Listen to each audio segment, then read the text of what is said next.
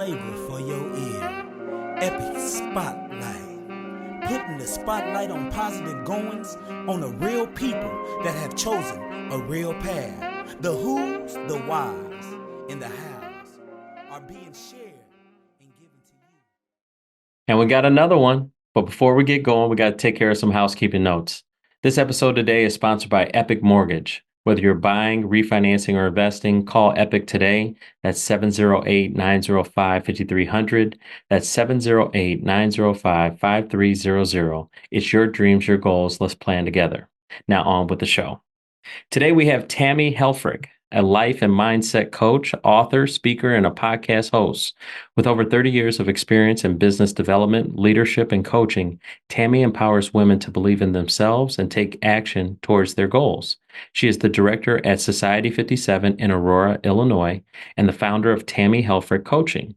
Tammy's latest book, Ablaze, inspires readers to live fully and ignite their passions. Welcome, Tammy.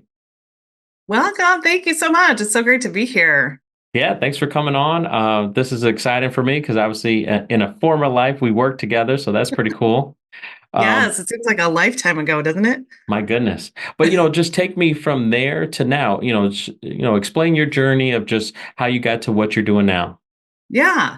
Well, so yeah, we worked together back in my mortgage industry days. You stuck it out. Good for you. I love it. In 2008, we had been with the same company for a number of years, and then I was with multiple companies within, less than a year, just due to what was happening in the industry. And I said, and I think I'm done.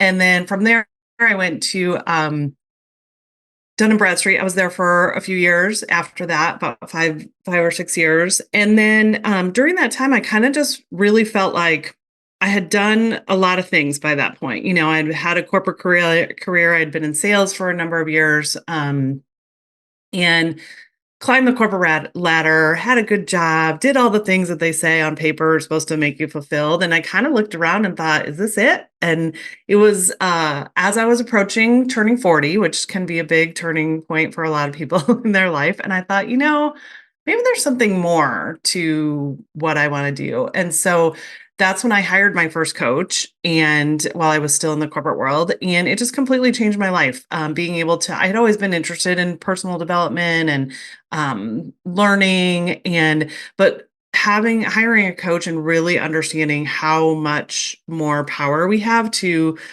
create a life that looks different. Being in the mortgage industry, it was like a 24/7 job, right? And then being in the corporate world for a long time after that was just you're kind of dictated by the corporate rules and timelines and things like that. And one of the things that I've always wanted personally is freedom, time freedom, the freedom to be able to spend time with my kids when they were younger, and to, not be so dedicated to a schedule. So all of that to say, then I became a coach. I actually left the corporate world to work for a nonprofit for a number of years, and still am director of a nonprofit that I helped create, and have just really fallen in love with helping women, particularly, is who I work with, kind of in the midlife age range, who kind of have lost themselves in their career or in their raising of kids, or all of the roles that we take on as mothers and women. And so I love to just really help people remember. I tell people I don't have anyone's answers, but I really like to help them find their own answers. And then that led to, hosting a podcast. I started a podcast, gosh, it's been about 12 years ago now. And then I wrote my first book a couple of years ago, and now just released my second one. So it's been kind of an ever evolving journey of just learning to do things that light me up and that bring me life, and then sharing them with others. That's awesome. That's exciting. And can you talk about the second book? I mean, what is readers going to expect to see? Yeah. So my first book was called Unapologetic, and it was all about just understanding who you are, owning it, and then no longer apologizing for it. And after I released that book, I had a lot of people say to me, I love this idea of being unapologetically me, but I don't even know who I am. I don't even remember what I like to do or what I did before I took on all these roles. And so Ablaze is my next book, which is kind of the prequel to Unapologetic. And it's all about just remembering that inner flame that we all have inside of us, the things that we love to do, the things that light us up, the things that make us who we are, that are unique to us, that we sometimes forget, right? The things that we used to love to do when we were kids, or all of the things that maybe we had the opportunity to do before we took on all the roles that we did. And so that's what Ablaze is about, really just remembering what lights you up and what is fun for you, and then learning to incorporate that more into your life.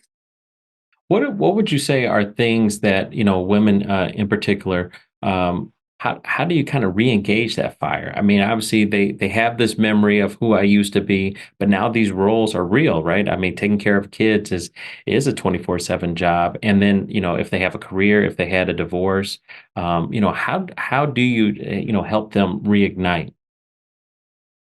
Yeah, that's a great question. That is, I think a lot of it is giving people permission to even start to ask some of those questions. That's what I've found with my books and with my podcast. People start to realize, oh, maybe I do have a choice, right? Yes, we've taken on these roles, and they're important to us, right? We love, I mean, as most moms would say, I love my kids and I love pouring into them. I just didn't realize how much I like let myself put myself on the back burner, kind of, right? I did that for years. I knew what everybody else wanted, but I couldn't remember what I wanted to do, right? And so a lot of times what we do is just we get really honest. We one of the things that I know that I'm really good at is holding a safe space for people to get honest about their life. And it doesn't necessarily mean that something has to change immediately, but giving yourself permission to start to ask some of those questions can be really helpful. Like, for example, when I was still with Dun and Bradstreet and in the corporate world, and started to kind of wake up to some of these things and realize maybe I wanted something different, we were not in a financial position for me to leave my job at all. And so I had to figure out ways to creatively start to think about how do I look at things a little bit differently? Or, that's when I started my podcast, and when I started a blog to like do things a little bit differently while still honoring my commitments and what I was what I was doing for my family at the time. And so I think a lot of it is getting honest, and then also just really starting to ask yourself some of these questions.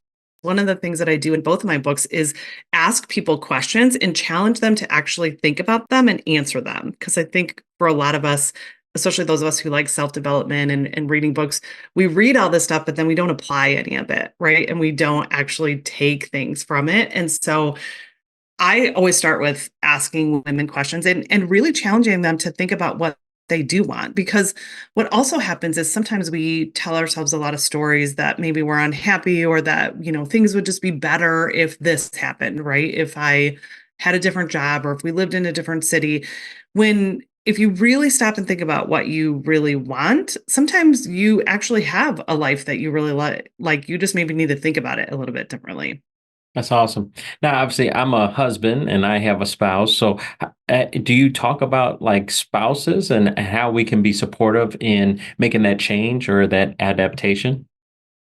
Yeah, I talk a little bit. I'm going to talk about my own journey with my husband, and my husband has been incredibly supportive over the years of me following my dreams and doing things, differently than what we how we started off in our marriage. But I think that one of the things that I do talk a lot about is that when we start to do this work and we start to really look at our lives, we give other people permission to do the same, right? So we and my husband and I talk about these things. We don't, it's not like I'm off, doing them on my own.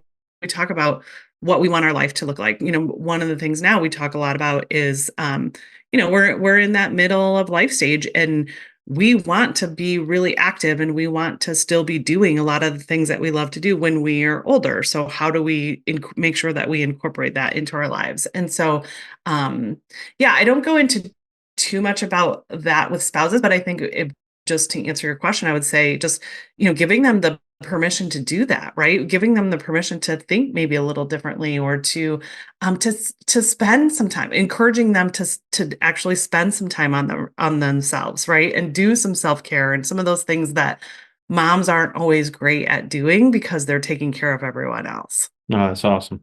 Yeah, I try my best to be supportive in that and allow her to have her GNOs, her girls' night outs, and Yep. all these little things, manis and petties and stuff like that, just to where she can not feel like mom. I'll take care of it. Yeah. But I was also interested, just what is a Society 57? I know that's a thing that you are director of. So what exactly is that? Yeah. So that's actually a nonprofit that I helped create. So we restored a 100-year-old building in downtown Aurora, and it is a coffee shop and an event space. And we give back to other nonprofits in the area. So we have relationships with a lot of them and let them use our space for discounted rates. And it's kind of become a community hub in downtown Aurora where a lot of people come to work in the coffee shop. They meet people, they meet clients there. And it's just become a great part of what is making downtown Aurora what it is. And it's been an honor to be a part of that from the very beginning. I actually helped a lot with the construction and renovation, which is not really in my gifting. I learned way more than I ever want to learn about construction. There's a reason that I am not an architect or any of those things. Sure. But it's been fun to see it, and people are really inspired by, downtown Aurora is a really it's a really diverse area, and it's got a lot of history. There's a lot of people that have lived in Aurora for 50 plus years, and they love seeing what's happening downtown because people are reimagining these old buildings instead of creating all of these new popping up these new big buildings. So it's been a really fun thing to be a part of, and it's been fun to watch it grow over the years. No, that's awesome. We have a family member. She actually is a part of like the stage theater with the Paramount Mhm. Theater. Is Yeah. that Yep. considered a part of downtown Aurora? Yep, absolutely. Yep. The Paramount has really held downtown Aurora over the years and brings hundreds of thousands of people to downtown Aurora. And so it's been fun to see people having places to go now, right? Like to go to eat before they go to the Paramount and things like that. So yeah, the Paramount's amazing. And if you haven't been to a show there, you will be amazed at what the quality of the production is that they put on. Yeah, I just saw Mean Girls there, so that was pretty neat. Oh yeah. Yeah, so Nice. yeah, highly recommended. No, so that's good. So then, why was that so important to you? Just, I mean, are you from Aurora, or what really, was the reason for you to want to kind of create that? I am not from Aurora. I actually grew up in Dixon, which is a small town, an hour west of the suburbs. I was a part of a community, and our lead curator, Scott Hodges, who it was his dream, and I had worked with him and helped him bring it to life. And it was just a vision that I just wanted to be a part of. And we've lived in Aurora now for 22 year or 21 years, I guess. And it's just a really eclectic area. The business owners are really supportive of each other. And there's just, we wanted to create a place that really where everyone felt welcome. And that's what we've created. And so it's been really fun to be a part of that. That's awesome. And now circling back to just life. I mean, do you feel like you do more life coaching, or is it really just resetting of the mindset? I do a lot of life coaching. So I do coach a lot of women entrepreneurs because I am one, and because that is really your biggest test of personal development when you become an entrepreneur, right? You probably know that as well. And so I work with a lot of them, but I also work again a lot of women in this middle of life stage that are just kind of trying to find themselves, or even just thinking about the next stage of life, right? So I do work with a lot of women who are kind of, they've been married 20 plus years, and their kids are getting grown and going off to school or leaving the nest. And then they think, do I really want to be with this person for the next 20, 30 years of my life? Sure. That's a very real situation that a lot of women go through. And what I love about working with women in that is, I went through my own our own challenges in our marriage quite a few years ago. And that's a real thing that people go through, right? You maybe get married young, or you're just different when you have no idea what you're getting in for when you make those vows to get married, right? Um, but I love helping women really walk through, again, what is it that you're really looking for? Because a lot of times we think that it's one thing, and then, and I've seen this happen with many people. They then just say, well, someone else will make it better. And then they just drag all their, they maybe choose to leave the marriage and then drag all their baggage into it because they haven't healed it, and then just keep repeating the cycles. And so really taking the time and the intention to really decide what it is that you want, and to really look closely at what you actually have, is always like a healthier place to do it from, right? And so we look at things like that.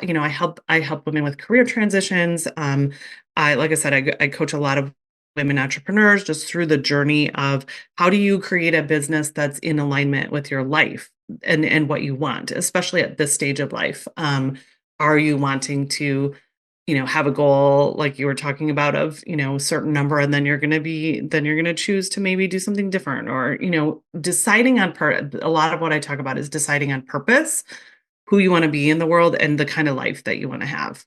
That's awesome. I'm curious to note your opinion on work-life balance. Is that such a Mm. thing, or what would you say the percentage is?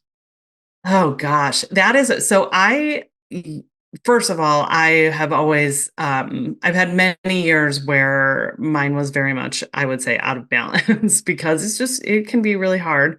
I like to talk about harmony in life instead of balance, because I don't know that at certain stages you can ever have that balance, right? When my kids were younger and I was in a very demanding career, there wasn't a lot of balance there, right? And so what I like to talk to women about is how do you create harmony in that, right? How do you create, like, okay, this is, my job is important to me, but I also want to have some boundaries around there so that I can choose time with my family. And it can be really tricky, again, depending on the company that you work for, or the situation that you're in. But again, a lot of what I talk to women about is understanding that you do have much more choice than you think. For example, when I first started kind of feeling like I might want to leave the corporate world, I was, worked really late all the time and traveled a lot. And there were a lot of things that I did to be like an overachiever, right? And to do the things that you think are all expected of you. And I chose at that time to pull that back a little bit, and to maybe not have to be, as big of an overachiever, and to not spend so much time at work. So I think there's a lot of things that we can do that we think we can't. But it's really a decision of deciding what's important to you. So I don't know if that answers your question, but It that's kind of does. how I feel about work-life balance. No, I like it. I like how you took it from balance to harmony, and you're Yeah. just trying to make it work for you, and it's not it's not one size fits all. It's not, and that is the biggest thing that I really help people see. I think in our society, we've been trained that you have to do things a certain way, or if you follow leaders or gurus or things like that, they tell you how you should do it. But a lot of times it doesn't work for you, because you're the only one that knows your situation. You're the only one that knows your wife's situation and your children and what you want your home life to look like. And so being able to choose that more intentionally can just make such a huge difference in the balance and the harmony of your home life and your work life. No, I can't agree with you more. I feel I kind of say it already started when we were kids. With going to school, just how our educational system, it's right or wrong, and it's always black or Mhm. white. And so we kind of, are looking for answers that are going to be clear, concise. Is this a yes or a no? And really, you're your own best advisor. And Mhm. so you have to kind of, take time with Tammy and figure out what's best for me and what do I like. And it's okay if that's different from 80% of people out there, because it's only unique to yourself. So no, I Exactly. definitely like that. So Tammy, if I need your assistance, where do I find you? Where's your contact information? So the best way is on my website, which is just tammyhelfrich.com. You can also find me on Instagram, Facebook, but all of that's on my on my website. You can also, my podcast is called Intentional Life, and you can find it on all podcast players, iTunes, Spotify, all of those.